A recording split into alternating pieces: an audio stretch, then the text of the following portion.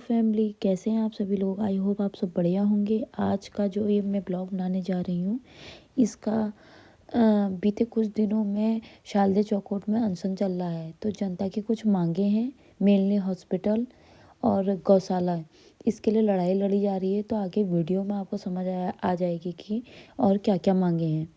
तो बने रहे वीडियो में, आगे चलते रहें।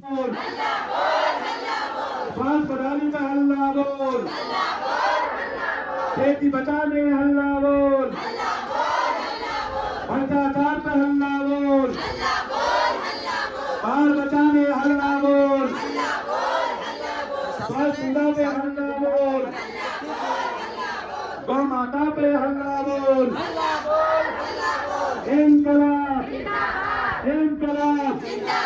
हम अपना अधिकार मांगते, नहीं किसी से भीख मांगते, हम अपना अधिकार मांगते। नहीं किसी से भीख मांगते। भारत माता की, भारत माता की इनकलाब इनकलाब। जिंदाबाद। हम अपना अधिकार मांगते, नहीं किसी से भीख मांगते। हमारी मांगे पूरी करो, पूरी करो, पूरी करो, हमारी मांगे पूरी करो, पूरी करो, पूरी करो। सदन में जाकर होश में हो। होश में आओ, होश में आओ। जिंदाबाद, जिंदाबाद।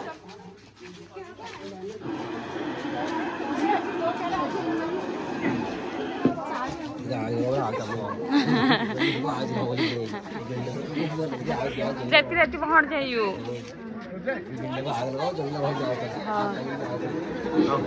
इनकलाब जिंदाबाद। होय तू सब्सक्राइब तो कर दे बोली, दिखाओ जरा अल्लाह। इस फीसदी की उपलब्धि यह है कि शासन और प्रशासन द्वारा इनाम स्वरूप हमने अपनी खेती बचाने की बात करी, हमने अपनी माताओं बहनों के नहीं हो पाती है, जिसको चोट लग जाती है उसका इलाज नहीं हो पाता है। इसके लिए हमने ITI की बात करी, युवाओं के बेहतर भविष्य की बात करी, बेहतर स्वास्थ्य की बात करी, अपनी खेती बचाने की बात करी। हमने बात करते हैं, अपने बेहतर स्वास्थ्य की बात करते हैं, अपने जल जंगल जमीन को बचाने की बात करते हैं। और ये जो भारतीय जनता पार्टी जो भी सरकार है, इसलिए उसका नाम ले रहा हूं। मैंने पहले भी कहा था, हमारा विरोध किसी सरकार से नहीं है, किसी व्यक्ति विशेष से नहीं है, और ना हमारा मकसद किसी की लाभ या हानि के लिए है। लेकिन अभी सरकार वास्तव में अगर भारतीय जनता पार्टी की सरकार है तो हमारे लांछन उसी पर लगाएंगे। आप बात करते हैं गौ माता की, गाय पे आप राजनीति करते हैं, उन गायों की हमने बात करनी चाहिए। एक तहसीलदार महोदय आबिद अली जिनका नाम है, उनके द्वारा मुझे ये कहा गया कि बिस्ती जी, एक हफ्ते के अंदर मैं यहाँ से सारी गायों का लिस्ट विस्थापित कर दूंगा। और उन्होंने प्रयास भी करा, लेकिन उनको भी उपहार इसका क्या मिला, उनका ट्रांसफर कर दिया गया। और हमारे इस आंदोलन को तोड़ने के लिए हमें बदनाम किया जा रहा है कि ये लोग शराब पी रहे हैं, कि मुर्गा खा रहे हैं। तो उसी क्रम में कल विधायक भी आए तो मुर्गा खाने, लेकिन हम उनको मुर्गा नहीं खिला पाए, इसके लिए मैं क्षमा भी चाहूंगा। और तीसरी बात मैं आप सब लोगों से ये कहना चाहता हूँ स्पष्ट तौर पर, ये आंदोलन ललित बिष्ट, राकेश जी, दिगंबर धोलाखंडी, जितेंद्र रजवाड़ जी, हमारे जोशी जी का, अजय भाई का, हम लोग का आंदोलन नहीं है। यह आंदोलन किसी व्यक्ति विशेष का आंदोलन नहीं है। आज उत्तराखंड को बने 25 साल हो गए। कितने शर्म की बात है। हमने एक स्वास्थ्य की बात आपसे कही है कि अगर मेरा हाथ फट जाए उसका प्लास्टर यहाँ पर हो जाए, मेरा शर्ट फट जाए उसमें टाके यहाँ लग जाए, अगर मेरी माँ और बहन का अगर डिलीवरी होनी है उसकी व्यवस्था यहाँ पर हो जाए। मैं अपना खुद पीड़ित आदमी हूँ। मैं 2004 से, मेरी माता जी को शुगर था, उनको हमेशा रानीखेत और देहरादून ले जाती है, किया, फिर मैं अपना प्राण त्याग दी है। मेरे पिताजी का स्वर्गवास ऐसे हुआ है। मेरी बहन व्यक्तिगत बात करता हूँ, जिंदार में रहती है, तो उसको खुद डोली से देघाट हॉस्पिटल लेके आया हूँ डिलीवरी से। मेरे वो दर्द और दुख। अगर आप लोगों को लग रहा है कि हमें कोई राजनीति चमकानी है तो आप सब भ्रम हो। इस भ्रम को छोड़ दीजिए, जाग जाइए, होश में आ जाइए, अपने मौलिक अधिकार और स्वास्थ्य के लिए लड़ाई लड़िए।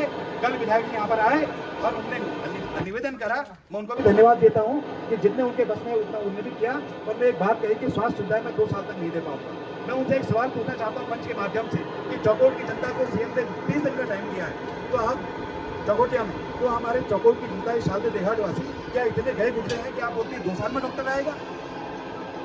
एक सवाल बनता है बहुत बड़ा कि जब वहाँ पर सीएम बोल सकते हैं कि 20 दिन तक व्यवस्था होगी, 20 दिन का अधिकारी को टाइम दिया है, तो हमें 2 साल के आखिर क्यों कहा गया? तो ये प्रश्न है, ये प्रश्न हर व्यक्ति से है, हर मातृशक्ति से है, हर महिला मोर्चा से, हर युवक से है, हर समाज सेवी से है। और दुख और उपवास का विषय ये है कि जब 24 तारीख को हमने वहाँ पर ज्ञापन दिया था, जो पेपर के माध्यम से मैं उसमें पढ़ रहा हूँ कि 24 तारीख को ज्ञापन दिया था और जिसकी सूचना हमें नहीं है, आरके साहब ने वो रिसीव किया था। मैं एक प्रश्न पूछता हूँ कि अगर मैं राष्ट्रपति को ज्ञापन देना है तो क्या मैं राष्ट्रपति भवन दिल्ली जाऊंगा? आज तक ज्ञापन दिया गया है तहसील के माध्यम से, आरके साहब ने उसको रिसीव करा है, उसके 6 और 7 दिन बाद एसडीएम महोदय यहाँ पर आती हैं। अरे अगर आपके पास ज्ञापन नहीं था आप यहाँ पर क्यों आते हैं? कल विधायक जी ने उनको फोन करा स्क्वायर खोल के, वो कहते हैं आरके साहब को बुलाया गया जिन्होंने रिसीव किया था। आरके साहब कहते हैं कि मैंने तो रिसीव करके मेल कर दिया था। एसडीएम महोदय ने 30 दिन तक मेल चेक नहीं करी, उसमें किसकी गलती है? एफआईआर भी तो इसी मानक से दर्ज हुई है कि सूचना नहीं थी। आखिर जितने लोगों पर एफआईआर दर्ज हुआ है इसका जिम्मेदार कौन है? क्या आप किसी छोटे से कर्मचारी के ऊपर गाज गिरा देंगे? तब पूछना चाहता हूं इस सवाल को। बात करते हैं आचार संहिता की। आचार संहिता तो वहां लगी है, वार्ड मेंबर के चुनाव होने, तहसील से तो कोई मतलब ही नहीं है। तीसरी बात यह है कि तहसीलदार महोदय ने हमें स्वयं कहा था कि आप गाय को लेकर यहाँ पर आइए, हम इन गायों की व्यवस्था करते हैं, इन पर हम टैग लगाते हैं, उसके बाद हमारे ऊपर ही एफआईआर दर्ज होती है। तो घोर निंदनीय है और घोर उपहास का विषय है और दुख भी है और पीड़ा भी है कि एफआईआर को मैं तो झेल लूंगा। एक अधिवक्ता होने के नाते राखी भाई भी झेल देंगे, धौलाखंडी जी भी झेल देंगे, जितेंद्र भाई भी झेल देंगे, लेकिन तमाम जो 60 लोगों पर, हमारी मातृशक्ति पर, माताओं पर, बुजुर्गों पर, युवा पर जो एफआईआर लगी है वो कैसे झेलेंगे? आप कहते हैं कि मुकदमा वापस हो जाएगा। बीएनएस की धारा 221 लगाई है, 221 की धारा, यहाँ पर कानून के लोग भी हैं, एसओ साहब भी हैं, वो सब समझ रहे होंगे। ये जो धारा इसलिए लगी है कि हमने किसी सरकारी कर्मचारी को मारा है, किसका सर फोड़ा है, किसको हमने कूटा है वहाँ पर। बीएनएस की धारा 221 ये कहती है अगर आपने लगाना था साल के बाद का 186 आप लगा सकते थे, आपने वो अपराध लगाया है हमारे ऊपर गैर जमानती।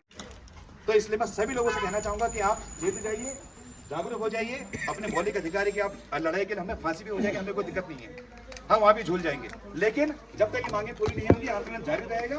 आंदोलन और ऊपर होगा। और विधायक ने बोला है कि 10 तारीख को सीएम महोदय से वार्ता के उपरांत जब माननीय मुख्यमंत्री महोदय के पास यहाँ से शिष्टमंडल जाएगा 10 तारीख को, उस वार्ता में क्या होता है उसके बाद पता चलेगा। फिलहाल हमारा आंदोलन जारी है, हमारा विरोध जारी है, हमारा जुलूस जारी है और ये आंदोलन तब तक नहीं टूटेगा जब तक हमारी मांगे पूरी नहीं हो जाती हैं। चाहे इसके लिए हमें जेल भी जाना पड़े, उसके लिए भी तैयार है, हमें फांसी हो जाए हम उसके लिए भी तैयार है। जय हिंद, जय भारत, जय उत्तराखंड।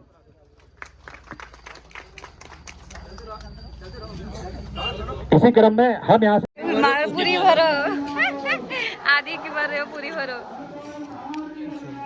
गल्ला बोल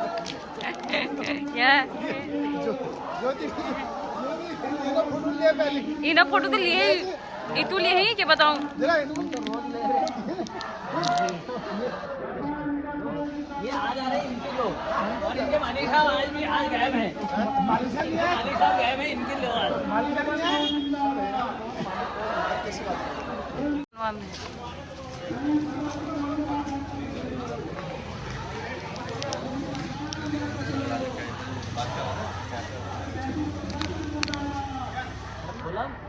आप खोलते दुकान मिलन हो जी तो भाइयों को मैं बहुत बहुत धन्यवाद करती हूँ और जो हमारा लगातार ये साथ दे रहे हैं इन बहनों को भी जो है मैं बहुत बहुत धन्यवाद करती हूँ। हमने अपने अधिकार के लिए आना है, हमने अपने अधिकार के लिए लड़ना है। आवाज कम है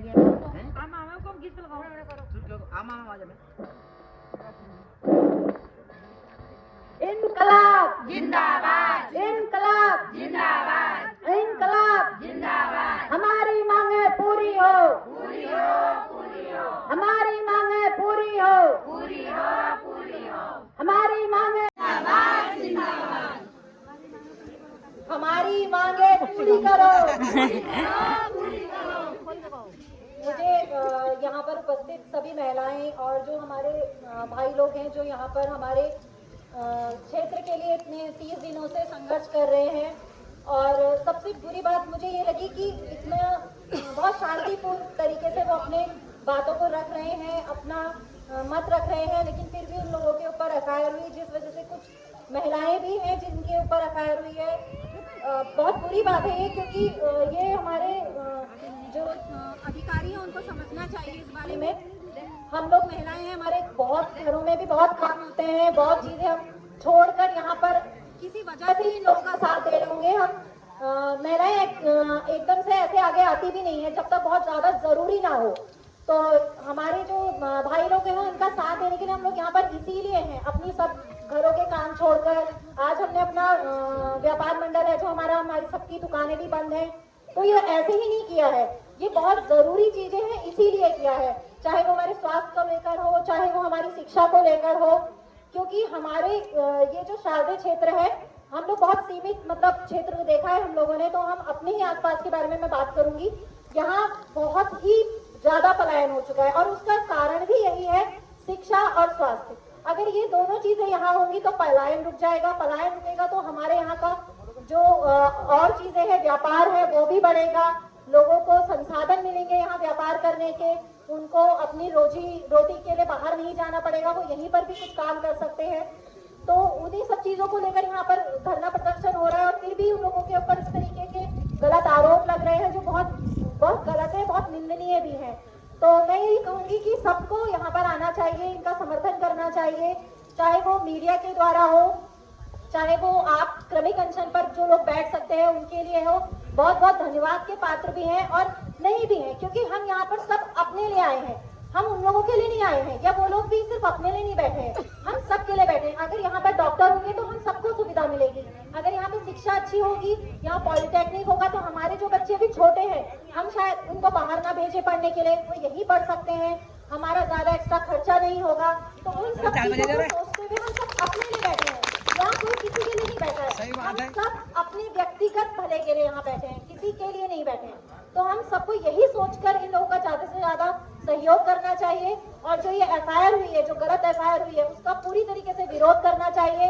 और मैं तो ये बोलूंगी कि गलत एफआईआर ठीक है, जेल भी ले चलो भाई, लोग जब देश आजाद करने के लिए जेल जा सकते हैं तो हम भी चलने के लिए तैयार हैं, ठीक है, लेकिन गलत गलत है, चाहे वो हमारे द्वारा किया जाए चाहे वो किसी और के द्वारा किया जाए। तो मैं यही बोलूंगी और बस इसी के साथ मैं अपने शब्दों को विराम देती हूँ। धन्यवाद।